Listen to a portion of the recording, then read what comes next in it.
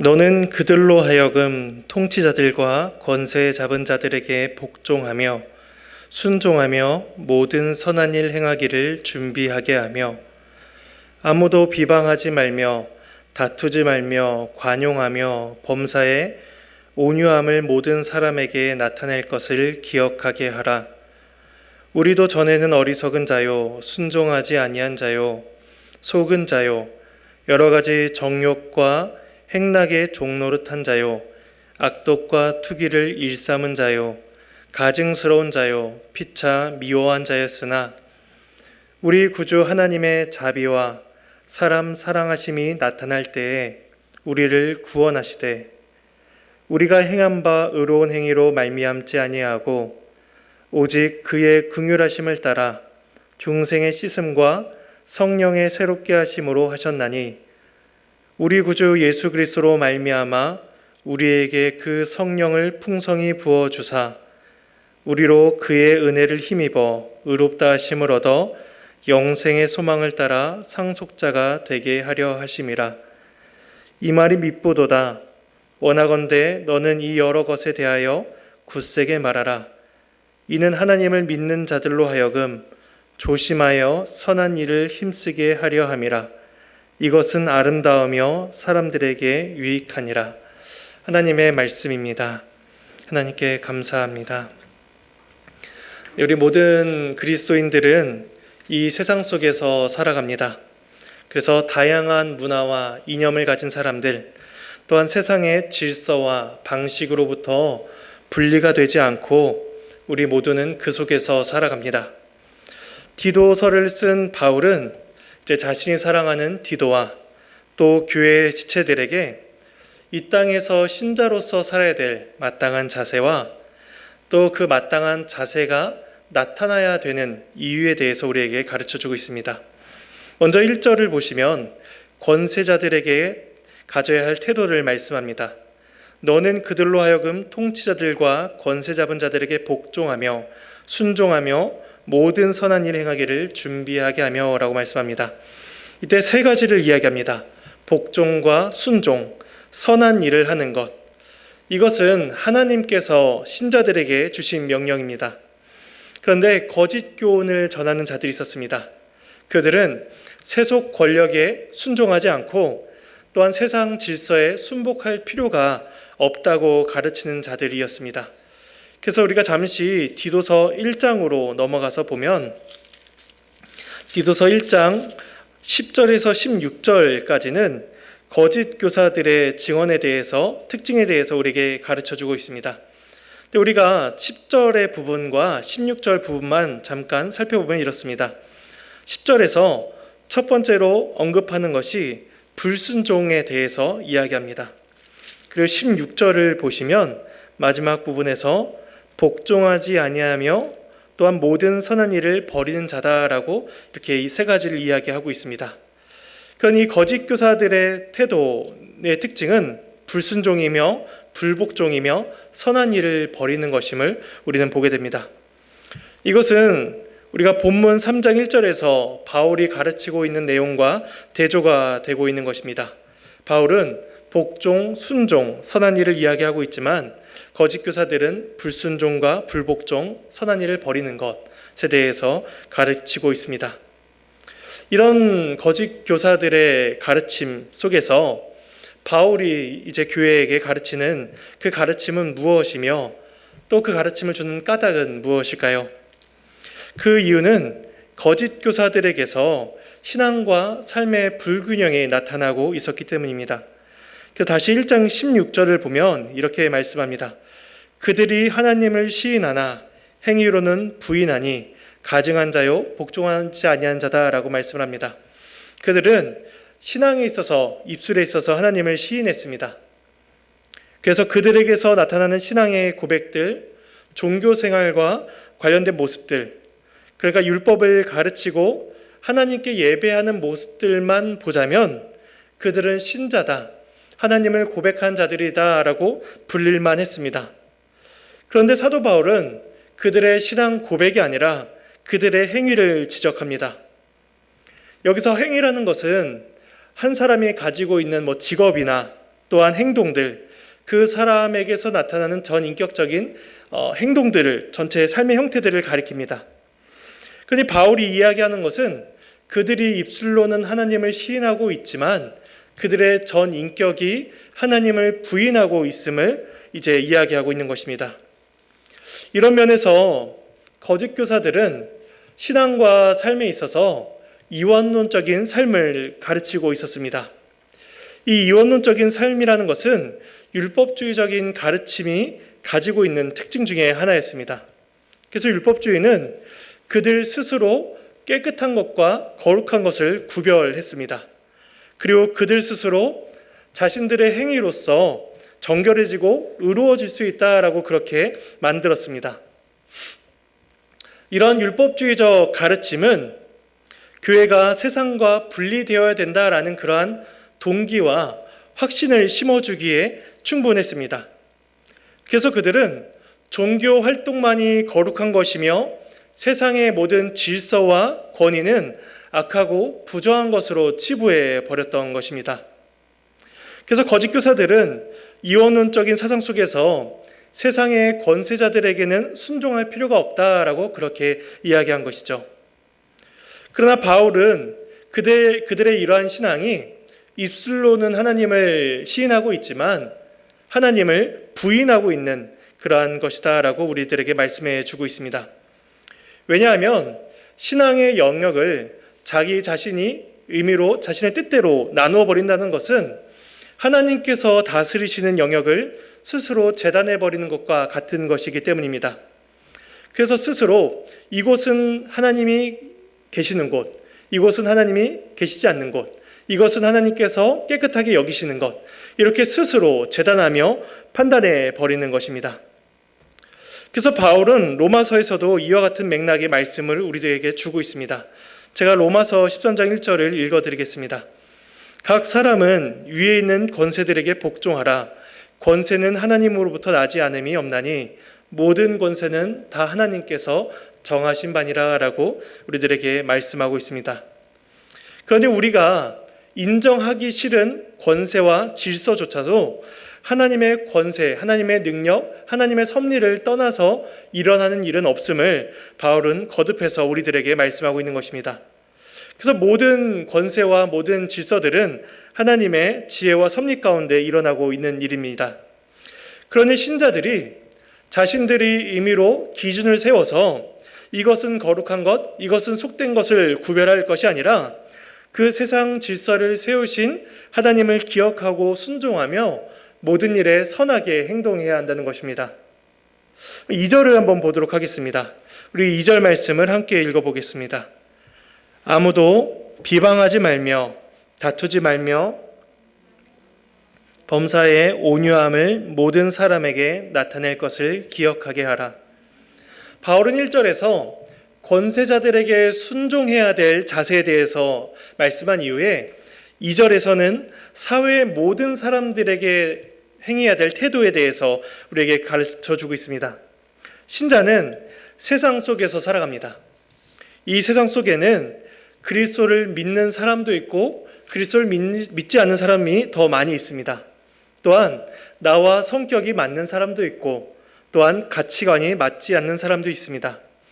그런데 바울은 이때 모든 사람을 포괄하여 우리들에게 말씀하고 있습니다. 그래서 2절 초두를 보면 아무도라고 이렇게 시작을 합니다. 그리고 2절 말미를 보면 모든 사람에게라고 그렇게 말씀을 마치고 있습니다. 그래서 바울은 모든 사람들에게 행해야 될 우리들의 태도에 대해서 가르치고 있는 것이죠. 바울이 명령하는 것은 크게 두 가지로 나눌 수가 있습니다. 하나는 하지 말라라는 소극적인 측면의 것이고 다른 하나는 하라라는 적극적인 측면의 것입니다. 소극적인 것은 아무도 비방하지 말고 다투지 말아야 한다는 것입니다. 그리고 적극적으로는 관용하며 범사의 온유함을 베풀고 선을 행하라라는 것이죠. 이 말씀을 듣고 있는 여러분께서는 1절과 2절의 사도 바울의 가르침이 크게 거부감이 없을 수도 있습니다. 왜냐하면 권세자들에게 복종하는 것은 필요한 것이 아닌가, 또한 비방하거나 다투지 않고 온유함으로써 대해야 되는 것은 마땅한 것이 아닌가라는 생각이 저와 여러분들 가운데 있을 수가 있기 때문이죠. 그런데 우리 안에 이런 생각이 있다는 것은 사실 자연스러운 일이 아닙니다. 우리들의 본성과는 거슬리는 일이죠. 왜냐하면 우리들의 본성은 이런 것을 추구하기에 올바르지 못합니다. 그래서 사도 바울이 3절에서 이렇게 말씀합니다. 본문 3절에 우리도 전에는 어리석은 자요, 순종하지 아니한 자요, 속은 자요, 여러 가지 정욕과 행락의 종노릇한 자요, 악독과 투기를 일삼은 자요, 가증스러운 자요, 피차 미워한 자였다라고 말씀합니다. 우리말 성경에는 기록되어 있지 않지만, 나타나 있지 않지만 헬라어 성경을 보면 제일 앞에 왜냐하면이라는 단어가 포함되어 있습니다. 그래서 왜냐하면을 덧붙여서 보면 이렇습니다. 왜냐하면 우리도 전에는 어리석은 자였다. 왜냐하면 우리도 전에는 순종하지 않는 자였고, 왜냐하면 우리도 피차 미워하는 자였다라고 이렇게 사도 바울이 우리들의 본성이 악하고 본성상 그것을 추구하지 못하는 자연인의 본성이었음을 우리들에게 가르쳐주고 있는 것입니다. 그래서 사도 바울이 말하는 이러한 옛 본성에 의하면 우리는 어리석고 순종하지 아니한 자였습니다. 그래서 우리들의 죄의 타락은 우리들의 지성과 우리들의 의지, 우리들의 감정의 결여를 가지고 왔습니다.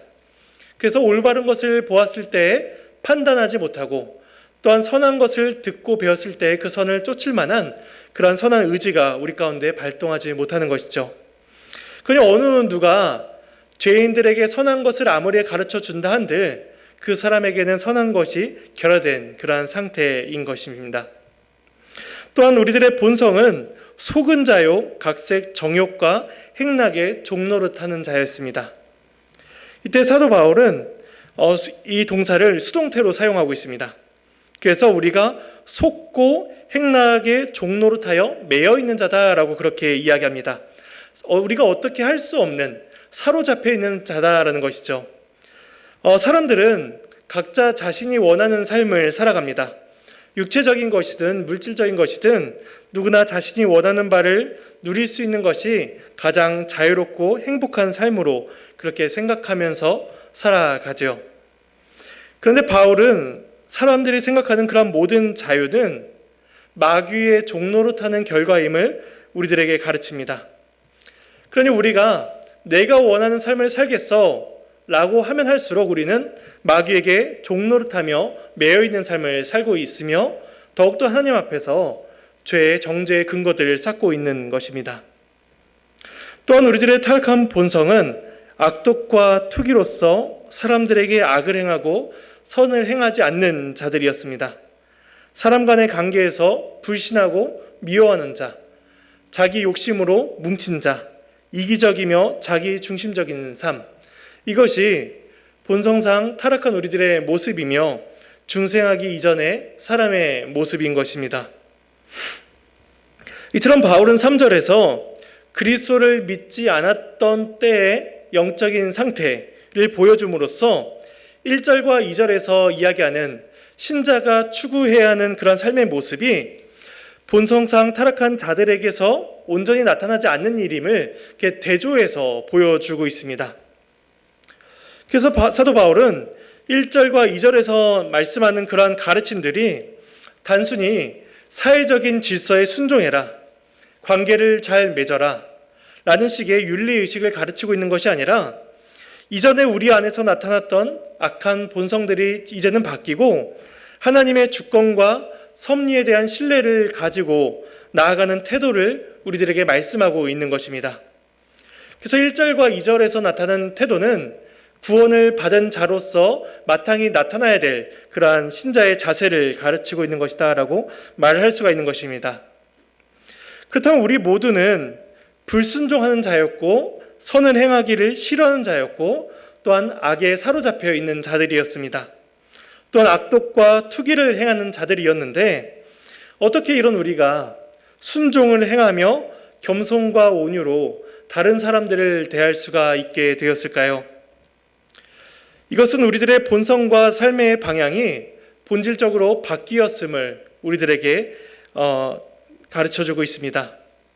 우리는 오늘날 과학이 발전하면서 과거에는 상상하지 못했던 일들을 경험합니다.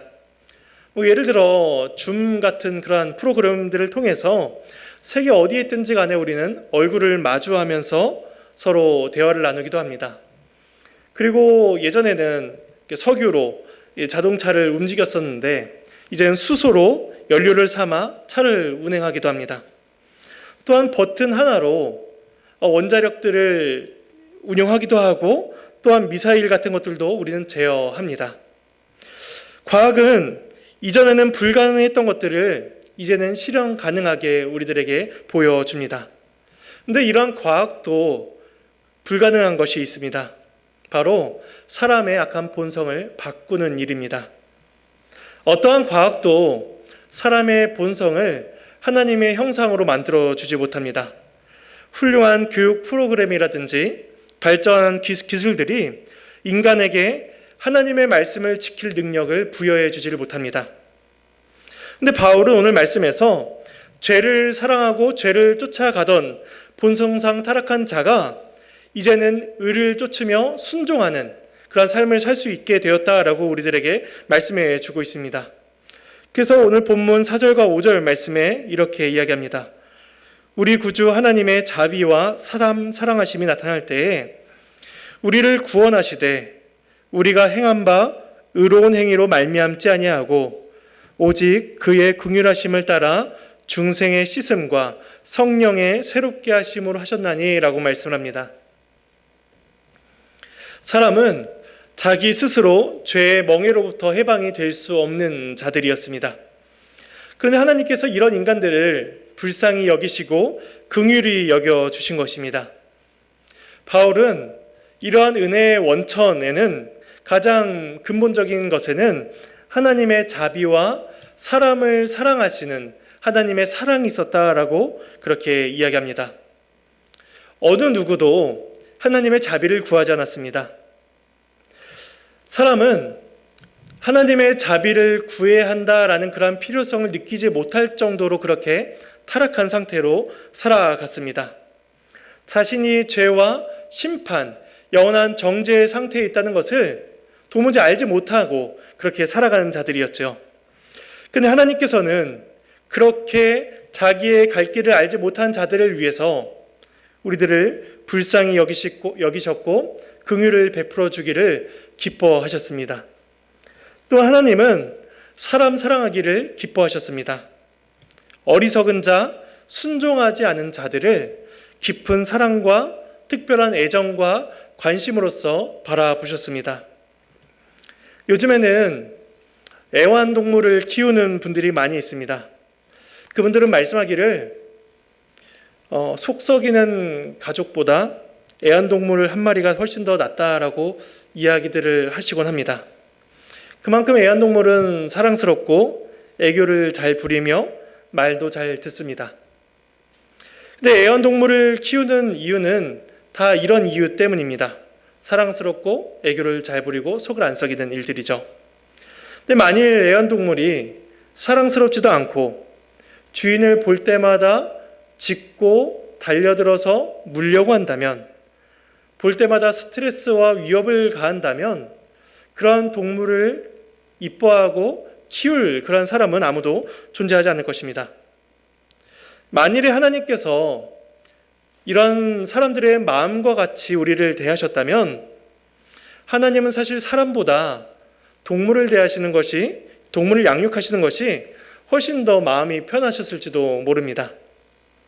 이처럼 우리는 사랑받을 만한 자들이 아니었습니다.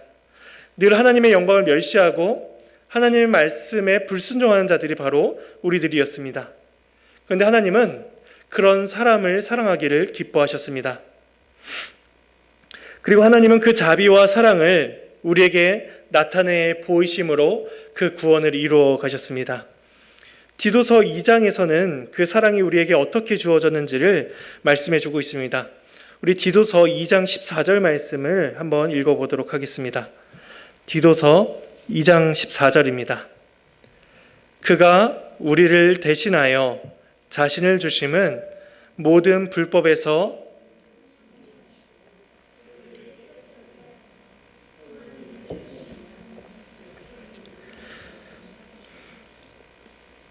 하나님께서는 그 자비와 사람 사랑하시는 그 사랑을 예수 그리스도의 성육신을 통해서 우리에게 나타내 보이셨습니다.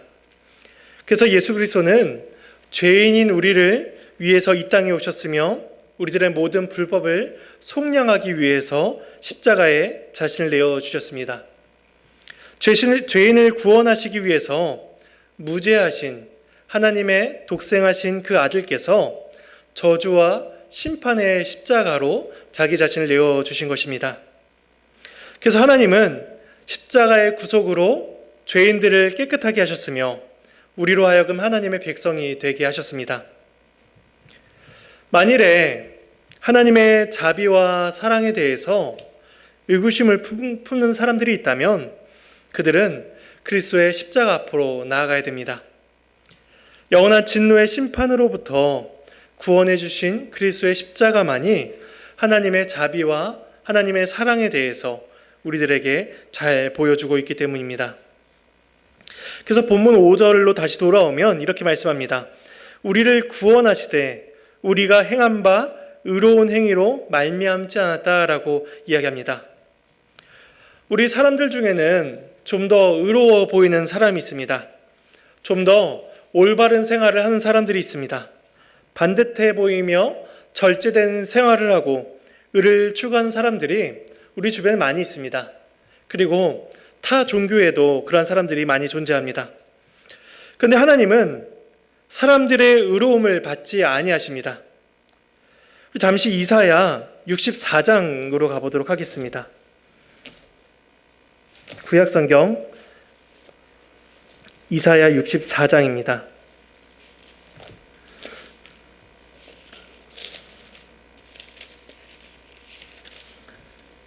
1045페이지입니다. 이사야 64장 6절 말씀에 이렇게 말씀합니다. 무릇 우리는 다 부정한 자 같아서 우리의 의는 다 더러운 옷 같으며 우리는 다 잎사귀같이 시들므로 우리의 죄악이 바람같이 우리를 몰아가나이다 라고 말씀합니다. 이사야 선지자는 사람들의 의가 다 더러운 옷을 입은 것과 같다라고 이야기합니다. 그가 의로움을 입었다라고 생각하지만 정작 더러운 옷을 입고 있는 것이죠. 이때 더러운 옷이라는 것은 오염물질이 묻은 것을 가리킬 뿐만 아니라 더 나아가서 부정한 옷이다라는 그런 의미가 담겨 있습니다. 그래서 그리스도의 의를 구하지 않고 자신의 의로서 하나님 앞에 나아가려고 하는 자들은 내가 의롭다, 제가 하나님 앞에 의롭습니다 라고 그렇게 주장하면서 나아가고 있지만 정작 그들의 주장하는 의로움이 오히려 그 자신의 부정함을 더욱더 증거하고 있는 것입니다. 그래서 이사야는 우리가 우리들의 의로 나아갈 수가 없음을 우리들에게 가르치고 있습니다. 그리고 이어서 우리가 잎사귀같이 시들고 우리의 죄악이 우리를 몰아간다고 이야기하죠. 시들고 말라 떨어진 잎사귀가 가벼운 바람에도 쉽게 이리저리 날아다니는 것처럼 우리들의 본성적인 악함이 우리들을 이리 몰고 저리 몬다는 것이죠. 그러니 우리는 의가 아니라 더욱더 죄를 쌓는 자들입니다. 우리의 의로서는 결코 하나님 앞에 구원을 받을 만하지 못합니다. 이런 우리들의 모습을 잘 아시는 하나님께서는 우리들의 의로움으로써 하나님 앞에서 평가하지 아니하시고 오직 예수 그리스도의 의를 우리들에게 덧입혀 주셨습니다. 그 본문으로 돌아오면 사도 바울은 이것을 가리켜서 5절에서 중생의 씻음과 성령의 새롭게 하심이다 라고 말씀을 합니다. 이때 중생이라는 것은 그리스도의 보혈로 죄 용서를 받고 의롭다라고 인정을 받은 사람으로서 다시 태어나는 것을 이야기합니다. 그래서 거듭남, 중생, 다시 태어남 이렇게 우리들이 이야기하는 것이죠. 그래서 이전까지 죄의 종노릇하며 악한 마귀를 아비로서 모시던 자들이 이제는 죄에 대해서 죽고 의에 대해서 다시 살아나게 되는 것, 그래서 이제는 죄인이라 불리지 않고 하나님의 백성으로 불리게 되는 것, 이것이 새로 태어나는 것입니다. 이것이 중생이며 거듭남인 것이죠. 그래서 우리들에게 주신 이 중생의 씻음은 반복적이지 않습니다. 그리고 단회적으로 우리들에게 주어집니다. 또한 성령님의 은혜는 우리들을 중생의 씻음뿐만 아니라 새롭게 하십니다.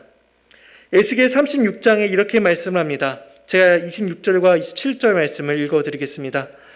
또 새 영을 너희 속에 두고 새 마음을 너희에게 주되 너희 육신에서 굳은 마음을 제거하고 부드러운 마음을 줄 것이며 또 내 영을 너희 속에 두어 너희로 내 율례를 행하게 하리니 너희가 내 규례를 지켜 행할지라. 에스겔 선지자는 새 언약에 대해서 이제 이스라엘 백성들에게 약속해 주고 있습니다. 에스겔이 말씀하는 때는 하나님께서 새 영을 부어주시는 때입니다.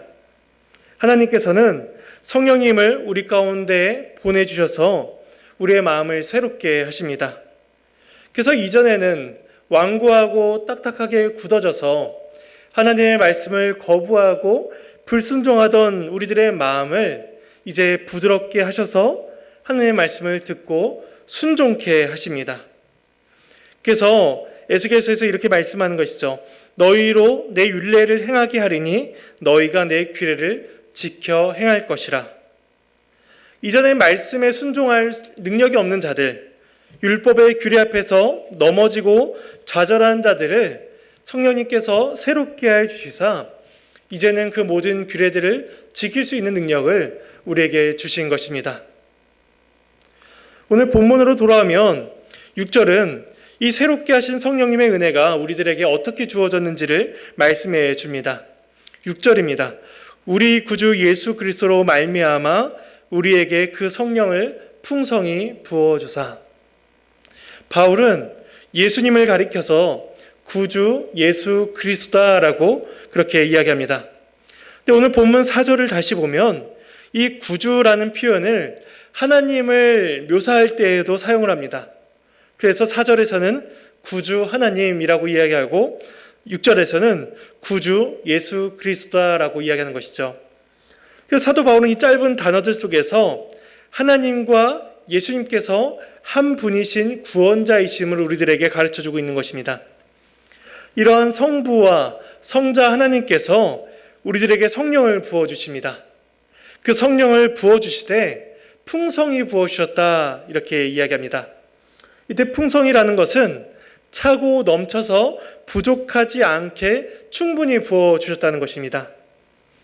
그래서 새 언약 아래에 사는 모든 백성들은 성령님의 충만케 하신 은혜를 다 경험하며 살아갑니다.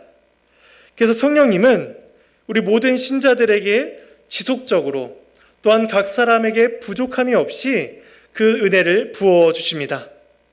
그래서 우리 중에 어느 누구도 하나님의 백성으로 살아갈 때 성령님의 은혜 없이 살아갈 수 있는 자들은 아무도 존재하지 않는 것이죠. 우리는 지금도 우리들의 삶 속에서 이 성령의 은혜를 경험하며 누리며 살아가고 있습니다. 주 앞에 예배를 드리러 나오는 그 시간들 속에서 또한 선포되는 말씀을 듣고 그 말씀을 우리 자신 각자에게 적용을 하며 그 은혜를 쫓아 살기를 다짐하는 시간들 속에서 우리는 모두 성령님의 풍성하신 은혜를 우리는 다 받고 있는 것입니다. 하나님께서 그 풍성한 성령의 은혜를 부어주신 이유, 그 목적이 무엇인지가 7절에 이어서 나타납니다. 우리로 그의 은혜를 힘입어 의롭다 하심을 얻어 영생의 소망을 따라 상속자가 되게 하려 하심이라. 하나님께서 그 성령의 은혜를 부어주시는 까닭은 우리로 하여금 영생의 상속자가 되게 하시기 위함입니다. 영생의 상속자가 된다는 것은 영원하신 하나님 앞에 영원토록 사는 것을 의미합니다. 또한 하나님과 영원토록 교제하며 교통하는 것을 뜻하죠. 그래서 우리는 이 땅에서 누리는 신앙생활의 기쁨들, 또한 감사의 고백들, 또한 하나님께서 우리와 함께 하시며 하나님께서 우리의 삶을 책임져 주신다라는 그러한 신앙의 확신들과 신뢰들, 그런 모든 즐거움들이 지금 이 땅에서 누리는 그러한 기쁨들이 그 하나님의 나라에서 누릴 때에는 더 확실하고 더 분명하게 주어질 것이라는 것입니다. 그래서 우리는 지금 이 세상 속에서 마치 희미한 거울로서 주님을 바라보며 주님과 교제하는 듯 하지만 이제 우리는 영생의 상속자가 되어서 그 나라에 이르게 될 때에는 얼굴과 얼굴을 대하며 보듯이 분명하고 확실히 하나님을 알게 되며 하나님과 교통하게 될 것입니다. 바울이 1절과 2절에서 권세자들과 세상 사람들에게 가져야 할 자세에 대해서 우리에게 말씀하면서 이를 뒷받침하기 위해서 3절에서 7절까지 우리의 구원에 대한 교리로 이렇게 설명을 합니다. 바울이 이렇게 말하는 까닭은 우리들의 받은 구원이 단순히 신앙이라는 측면에서만 영향을 주고 그치는 것이 아니라 우리의 삶에서도 영향을 끼치며 그리스도인으로서의 독특한 삶이 우리의 삶 가운데 나타나야 하기 때문입니다. 그래서 우리 8절 말씀을 한번 읽어보도록 하겠습니다. 이 말이 미쁘도다. 원하건대 너는 이 여러 것에 대하여 굳세게 말하라. 이는 하나님을 믿는 자들로 하여금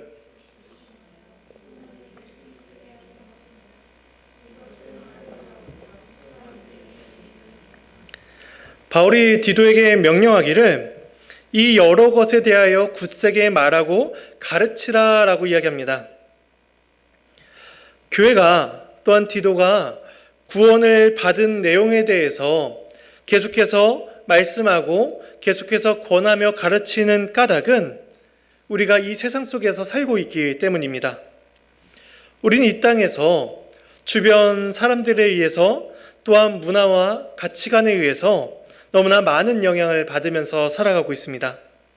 그래서 우리는 일주일의 상당 시간을 말씀에 노출되기보다는 오히려 세상의 문화와 미디어에 노출되는 시간이 훨씬 더 많을 때가 많습니다.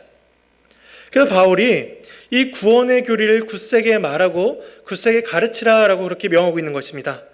반복되게 가르쳐지는 그러한 복음의 은혜 속에서 우리는 하나님 나라 백성의 은혜를 깨닫게 될 것입니다. 그리고 우리가 받은 은혜가 거짓 교사들이 가르치는 것처럼 그저 입술로만 고백되는 것이 아니라 세상의 권세자들과 사람들 앞에서 세상을 향한 선한 일로서 나타나야 된다는 것을 우리는 깨닫게 되는 것이죠. 그 다음 바울이 여기에서 말하는 선한 일이란 무엇일까요? 바울이 그저 착하게 살라라는 그런 윤리의식을 가르치기 위해서 우리들에게 이 복음의 교리를 가르칠까요? 우리는 이 선한 일이 누가 보기에 선한 일인지를 생각해야 됩니다. 그것은 바로 하나님입니다. 하나님께서 보시기에 선한 일이 우리들에게서 선한 일이 되어야 합니다. 그래서 하나님 보시기에 선한 일은 세상의 일과 분리가 되지 않습니다. 그래서 우리는 세상의 권세자들에게 순종하는 과정 가운데에서 하나님이 보시기에 선한 일이 나타나야 되고 또한 세상의 모든 사람들에게 나아갈 때 하나님께서 보시기에 선한 일이 드러나야 되는 것입니다. 또한 이 선한 일은 우리들의 능력이나 우리들의 기술에 의해서 나타나는 것이 아닙니다. 바울이 복음의 교리를 길게 설명한 것처럼 우리를 구원하시는 하나님의 자비와 또한 하나님의 사람 사랑하심에 의해서 우리들의 선함이 열매 맺게 됩니다. 이처럼 복음은 우리들의 영혼을 새롭게 할 뿐 아니라 복음은 우리들의 삶의 태도와 우리들의 목적, 우리들의 방향을 새롭게 해줍니다. 이 복음의 은혜가 우리들에게 주어졌습니다. 그리고 이 복음은 우리들에게 새로운 태도로서 이 세상을 살아가라라고 말씀합니다. 이 은혜가 우리에게 주어졌고 그리고 이 명령이 우리에게 주어졌습니다. 우리는 교회와 세상을 구분하여 사는 자가 아니라 세상 속에서 하나님이 선하게 보시는 일들을 열매 맺는 자들로서 살아가야 될 것입니다. 이러한 복음이 우리의 삶 가운데 나타나며 증거되기를 소망합니다. 우리 함께 찬양하시겠습니다.